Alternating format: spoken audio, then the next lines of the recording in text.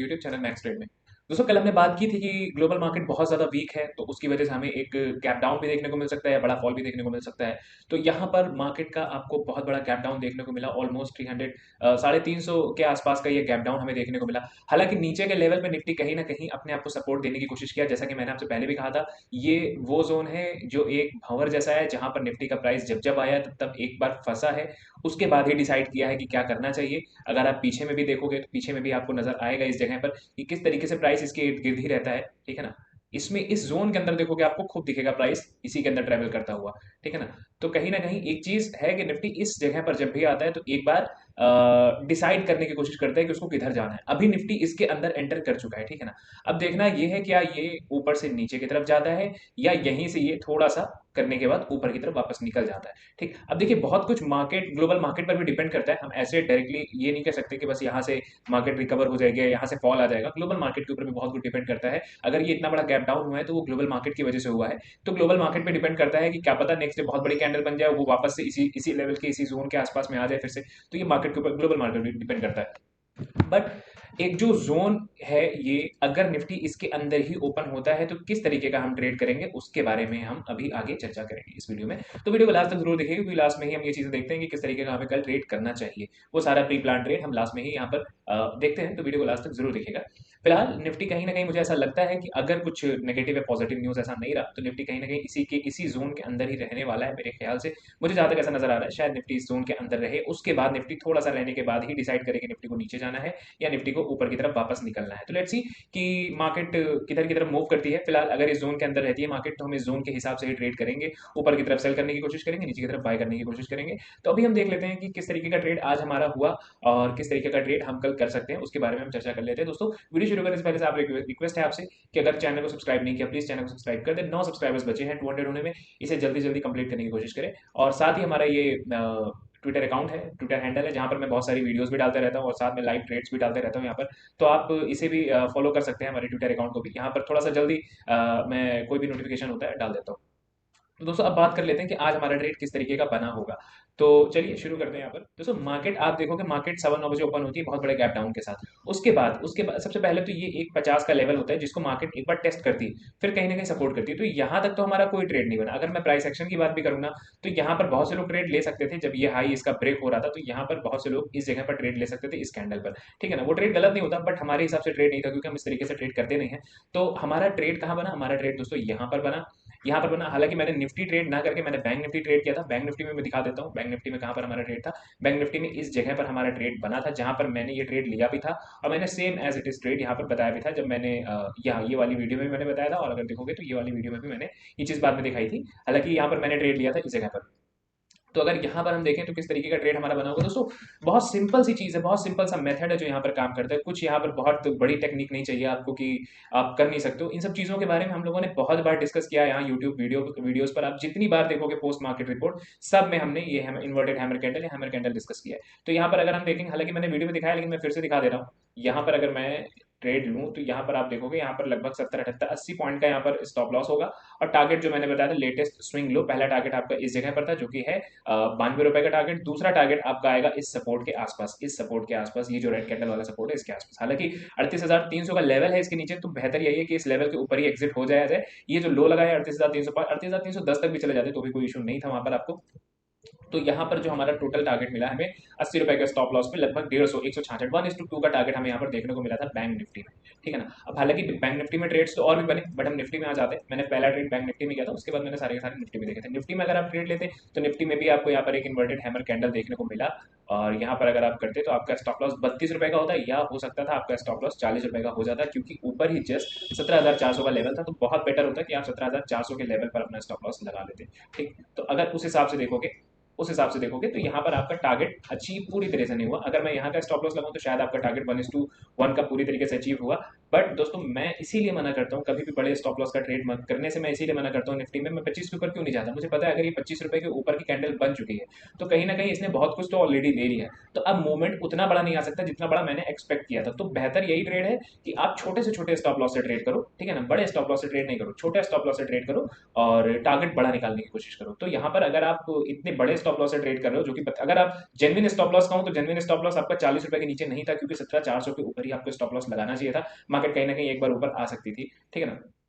But अगर इस हिसाब से देखोगे कि सिर्फ कैंडल वाइज, जो कि एक रूल है कि हाँ हम इन्वर्टेड हैमर कैंडल के बस हाई के ऊपर ही अपना स्टॉप लॉस रखते हैं, तो उस हिसाब से आपका स्टॉप लॉस 32 रुपए का था और टारगेट 34 रुपए का। लेकिन फिलहाल मैंने ये ट्रेड नहीं किया, तो मैं इसको नहीं काउंट करूंगा, आपको भी नहीं करना चाहिए, क्योंकि मैंने इस तरीके के ट्रेड्स आपको नहीं बताए हैं, ठीक है ना। मैंने जो ट्रेड्स बताए हैं उसमें स्टॉप लॉस 25 पॉइंट के अंदर होना चाहिए या 25 पॉइंट तक होना चाहिए। अब दूसरा ट्रेड देखोगे तो यहाँ तक में हमारा, यहाँ तक में कोई ट्रेड ऐसा नहीं बना खास, यहाँ तक में कोई ट्रेड नहीं बना, ये इनसाइड कैंडल भी नहीं बनी हमारी।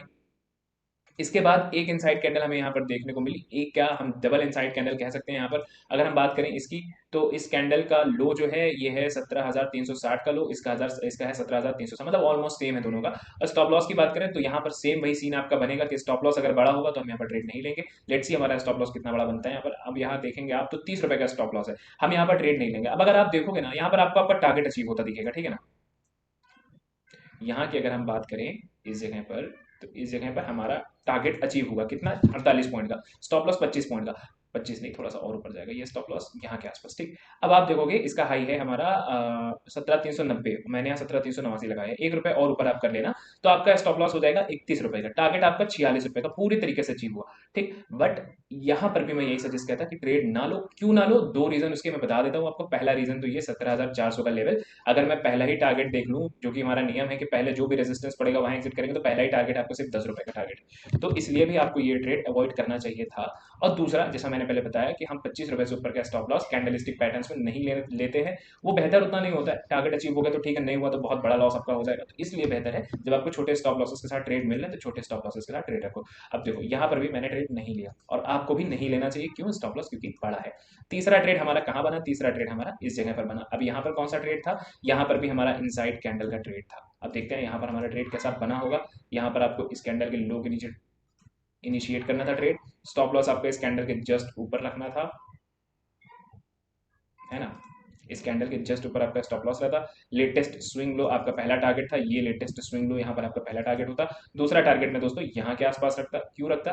क्योंकि ये हमारा दूसरा लेटेस्ट स्विंग लो है, 17,350 के ऊपर का लेवल है, तो दूसरा टारगेट मैंने यहाँ रखता। लेकिन पहला टारगेट हमारा यहाँ के आसपास रहेगा। क्यों? क्योंकि यहाँ पर एक लेटेस्ट स्विंग लो है यहाँ से थोड़ा और ऊपर इस जगह पर, ठीक है ना। तो यहाँ पर आप देखोगे 19 रुपए के स्टॉप लॉस पर आपको कितने रुपए का टारगेट देखने को मिला? 19 रुपए का, 20 रुपए के स्टॉप लॉस पर 42 रुपए का टारगेट, 1:2 का ट्रेड। अब यही मैंने कहा ना, अगर आप इस ट्रेड को अवॉइड किए हो अपने रूल के हिसाब से, इस ट्रेड को अवॉइड किए हो अपने रूल के हिसाब से, तो ऐसा नहीं कि आप पूरा दिन खाली ही रह जाओगे, आपको ट्रेड ही नहीं मिलेगा। ट्रेड यहाँ मिला ना, हमें बहुत अच्छा ट्रेड मिला यहाँ पर, तो पेशेंस के साथ ट्रेड करोगे तो आपको ट्रेड जरूर मिलेगा, ऐसा नहीं कि ट्रेड नहीं मिलेगा। लेकिन हाँ, आप लॉस से बचे रहोगे, फिर उसमें थोड़ा भी प्रॉफिट होगा ना, तो आपका दिन भर का बढ़िया प्रॉफिट आएगा। तो पेशेंस बहुत जरूरी है। इम्पेशेंट होकर कोई ऐसा ट्रेड ना ले लो जो आपके रूल्स के खिलाफ है। और हमारा रूल क्या कहता है? 25 रुपए के स्टॉप लॉस के अंदर का ट्रेड करेंगे।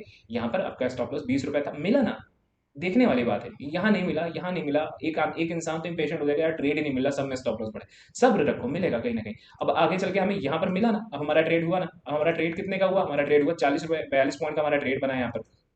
तो इस तरीके से ट्रेड मिलता है, ठीक है ना। अब इसके बाद हम देख लेते हैं हमारा ट्रेड कहाँ बनेगा। इसके बाद हमारा ट्रेड दोस्तों बना इस जगह पर, कौन सी कैंडल? Inverted hammer candle. अब आ जाओ जरा इसको भी देख लेते हैं कि यहाँ पर हमारा स्टॉप लॉस अप्लाई हो रहा था कि नहीं, स्टॉप लॉस रूल अप्लाई हो रहा था या नहीं। यहाँ पर अगर हम देखेंगे तो यहाँ पर भी हमारा कोई स्टॉप लॉस रूल अप्लाई नहीं हुआ, और यहाँ पर भी हमारा कोई स्टॉप लॉस रूल अप्लाई नहीं हुआ, ठीक है ना।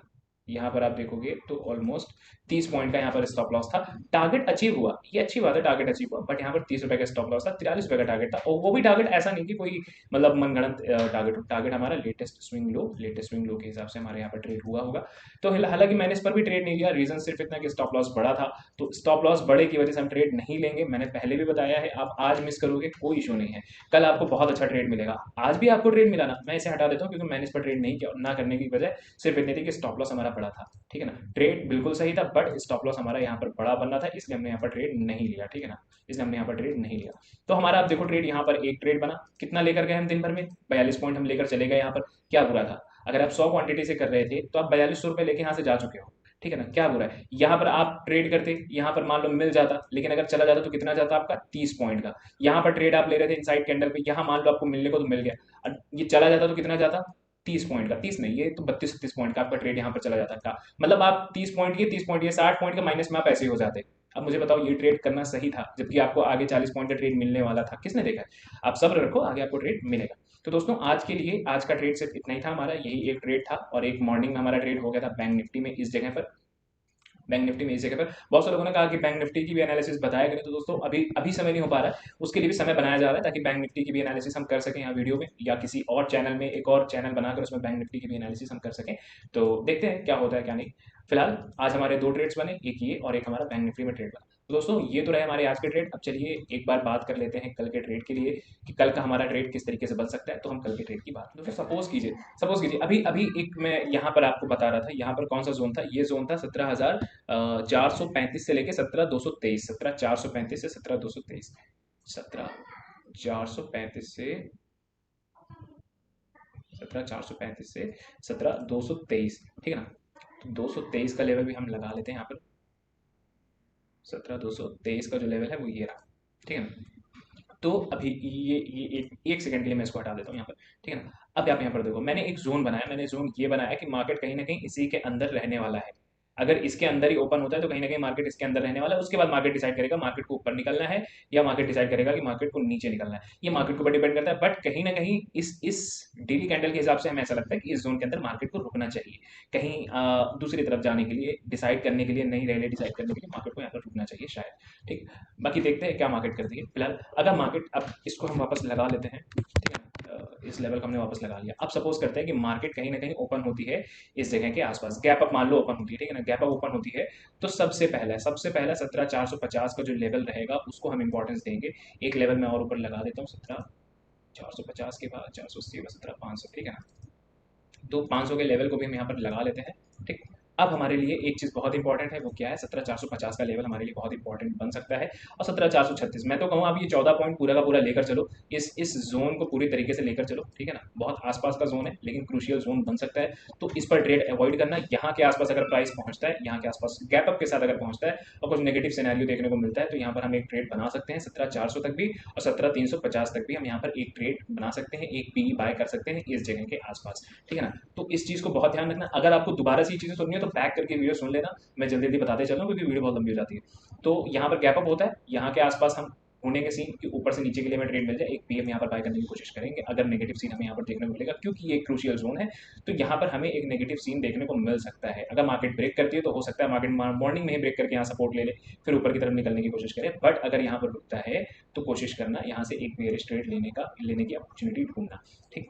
अब यह तो बात हो गई हमारी एक पी की गैप अप की। अब बात कर लेते हैं बहुत बड़ा गैप अप होता है तो भाई हम 500 के लेवल पर देखेंगे पी बाय करने को। यहाँ से अगर यहाँ के आसपास सपोर्ट लेने की कोशिश करता है, ठीक है ना, इसको हम मिटा देते हैं, ये हमने मिटा दिया इस जगह पे, ठीक है ना।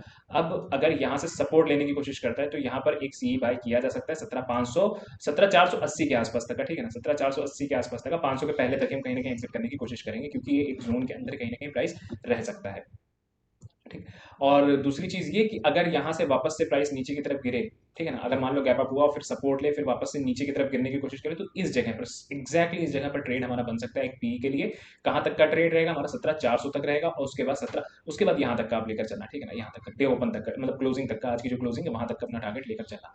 तो ये तो हो गया हमारा गैप अप की बात। अब बात करते हैं अगर गैप डाउन की। तो अगर गैप डाउन हो जाता है, यहाँ के आसपास ट्रेड हो जाता है, तो इस लेवल को ब्रेक करेगा 17,350 को, तो हम अग्रेसिवली यहाँ पर एक पी बाय कर सकते हैं नीचे के लेवल के लिए 17,350 से लेकर 17,300 तक। सबसे पहला टारगेट 17,300 हमारा रहेगा, या फिर पिवट पॉइंट के हिसाब से भी टारगेट बन जाएगा। बट कहीं ना कहीं एक फास्ट मूव यहाँ पर देखने को हमें मिल सकता है अगर गैप डाउन के साथ इसको ब्रेक करता है, तो यहाँ पर अग्रेसिव ट्रेड लिमिट लगा के हम ले सकते हैं, लेकिन अग्रेसिवली फिर वहां पर सेल आउट भी करना रहेगा। मतलब अगर पी बाय किया तो उसको एग्जिट भी करना रहेगा अग्रेसिवली, ठीक है ना। तो इस चीज का ख्याल रखना, गैप डाउन होता है या यहाँ पर गैप डाउन होता है, अगर बहुत बड़ा गैप डाउन हो गया भाई, यहाँ के आसपास गैप डाउन हो गया, तो थोड़ा सा हो सकता है जंप मार जाए प्राइस, अदरवाइज कहीं ना कहीं साइडवेज जैसा ही मूवमेंट नजर आ सकता है बहुत बड़े गैप डाउन में।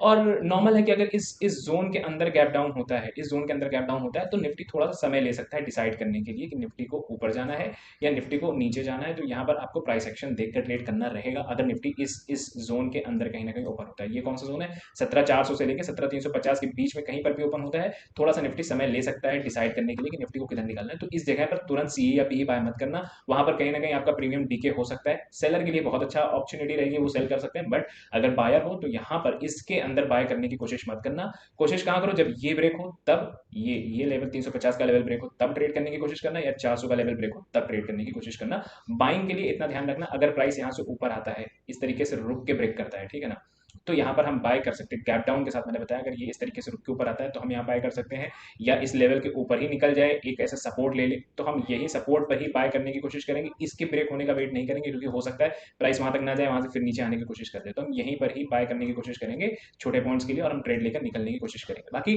ट्रेल कर सकते हो, आप ट्रेल कर सकते हो, ट्रेल यहाँ तक भी कर सकते हो, क्योंकि ये लेवल अभी जब तक नहीं आया, यहाँ तक प्राइस नहीं है, तब तक ही कहीं ना कहीं हमारे लिए एक डेंजर जोन हटा हुआ है। तो दोस्तों, सी पी बाय किस तरीके से करना है, क्या लेवल है, क्या जोन है, वो मैंने आपको इस वीडियो में बता दिया। अगर ऐसे एक बार में समझ नहीं आया हो तो वीडियो को थोड़ा सा बैक करना और स्लो मोशन पे सुन लेना, आपको धीरे धीरे समझ में आ जाएगा। लेवल्स आप वीडियो सुन के बना सकते हो अपने, बाकी ये लेवल सारे आपके सामने हैं। मेरे लेवल्स बहुत सिंपल होते हैं, क्योंकि मैं यूजुअली कौन से लेवल्स यूज करता हूँ, 00 वाले और 50 वाले, मतलब 50 का मतलब 50 के लेवल का यूज करता हूँ, और 100 के लेवल का मैं यूज करता हूँ। ज्यादातर यूजुअली मैं यही यूज करता हूँ। कभी कभी इस टाइप के लेवल आपको देखने को मिल जाते हैं, कभी कभी इस टाइप के लेवल देखने को मिल जाते हैं, इस टाइप के लेवल। अदरवाइज मैं 50 का और 100 का ही लेवल लेकर चलता हूँ, उसी में मुझे बहुत अच्छे ट्रेड्स मिलते हैं। तो दोस्तों, चार्ट्स को सिंपल रखो। मैंने आपको कल दिखाया था जो चार्ट मैंने यहाँ पर कल आपको दिखाया था, आज मैंने सारा का सारा चार्ट रिमूव कर दिया था। इस जगह पर आप देख सकते हो निफ्टी का ये देख सकते हो, मैंने तो अभी आपके सामने लाइन ड्रॉ की है। बाकी मैंने चार्ट्स को बहुत सिंपल कर लिया था, बाकी सब चीजें हटा दी थी। तो चार्ट्स को बहुत सिंपल रखने की कोशिश करो, ट्रेड आपके और अच्छे होंगे। तो दोस्तों, वीडियो पसंद आए, वीडियो को लाइक करना, शेयर करना जरूर भूलना बिल्कुल नहीं। और चैनल में 9 लोग बचे हैं 200 कंप्लीट होने में, तो 9 लोगों को जल्दी से जल्दी कंप्लीट कराओ अपने दोस्तों को शेयर करके या सब्सक्राइब करा के। और वीडियो पसंद है इसे लाइक कर देना, और मिलते हैं नेक्स्ट वीडियो में। तब तक के लिए गुड बाय, टेक केयर, जय हिंद।